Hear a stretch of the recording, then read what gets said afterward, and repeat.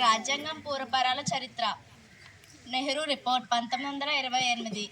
భారత వ్యవహారాల కార్యదర్శి లార్డ్ బిర్కిన్హెడ్ 1927 నవంబర్లో బ్రిటిష్ ఎగువ సభలో మాట్లాడుతూ అందరికీ సమ్మతమైన రాజ్యాంగాన్ని భారతీయులు రూపొందించగలరా అనే సవాలును విసిరారు.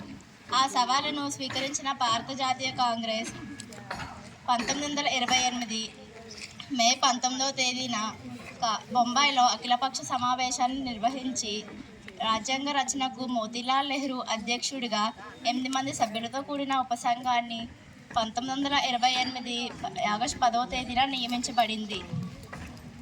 పండిత్ జవహర్లాల్ నెహ్రూ దీనికి కార్యదర్శిగా పనిచేశారు. దీపావళి ప్రకటన 1929. సైమన్ కమిషన్ నివేదికతో పాటు రాజ్యాంగ సంస్కరణలపై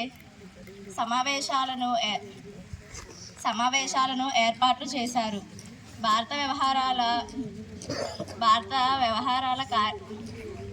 భారత్లో రాజ్యాంగపరమైన సంస్కరణలపై చర్చించేందుకు 2వ రౌండ్ టేబుల్ సమావేశంలో ఏర్పాట్లు చేశారు.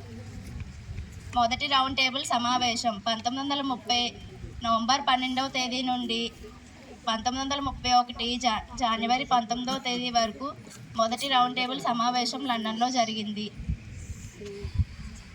భావి భారత రాజ్యాంగం సమాజంగా ఉండాలా లేక ఏకకేంద్రంగా ఉండాలా అనే అంశం మీద చర్చ జరిగింది. ఈ సమావేశంలో కాంగ్రెస్ పాల్గొనకపోవటం వల్ల ఎటువంటి ప్రగతి లేదు. గాంధీ ఇర్విన్ ఒప్పందం. కాంగ్రెస్ ప్రాతినిధ్యం లేకుండా రాజ్యాంగ సంస్కరణలపై ఏ సమావేశం నిర్వహించినా ఫలితం ఉండదని బ్రిటిష్ ప్రభుత్వం భావించి త్వరలో జరగబోయే 2వ రౌండ్ టేబుల్ కాన్ఫరెన్స్లో పాల్గొనటానికి గాంధీజీని ఒప్పించాలని బ్రిటిష్ ప్రభుత్వం లార్డ్ ఇర్విన్ను ఆదేశించింది. శాసనోల్లంఘన ఉద్యమంలో అరెస్ట్ అయిన గాంధీజీని విడుదల చేయటంతో గాంధీ ఇర్విన్ ఒప్పందం జరిగింది. ఒప్పందంలో ముఖ్యాంశాలు: రాజకీయ ఖైదీలను విడుదల చేయటం, శాసనోల్లంఘన సమయంలో స్వాధీనం చేసుకున్న ఆస్తులను తిరిగి ఇచ్చివేయటం, శాసనోల్లంఘన ఉద్యమాన్ని నిలిపివేసి 2వ రౌండ్ టేబుల్ సమావేశంలో కాంగ్రెస్ పాల్గొనడం.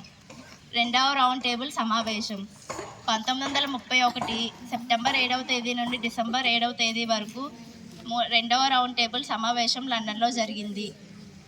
నార్త్ వెస్టర్న్ ప్రావిన్స్ మరియు సింధ్ ఏర్పాట్లు చేస్తున్నట్లు ప్రకటించడం చేత దీనిని విభజించు పాలించు అనే విధానంగా భావించి గాంధీజీ దీనికి తీవ్రంగా వ్యతిరేకించారు.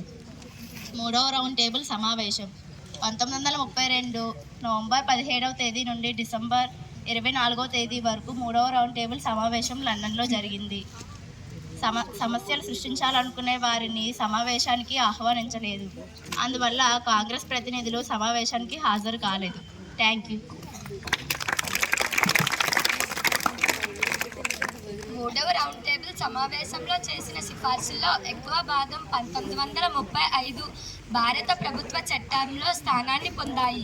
భారత ప్రభుత్వ చట్టం 1935 బ్రిటిష్ వారు రూపొందించిన రాజ్యాంగ సంస్కరణ చట్టాల్లో భారత ప్రభుత్వ చట్టం 1935 వివరణాత్మకమైంది మరియు సుదీర్ఘమైంది. 1937 ఏప్రిల్ నుండి ఇది అమల్లోకి వచ్చింది.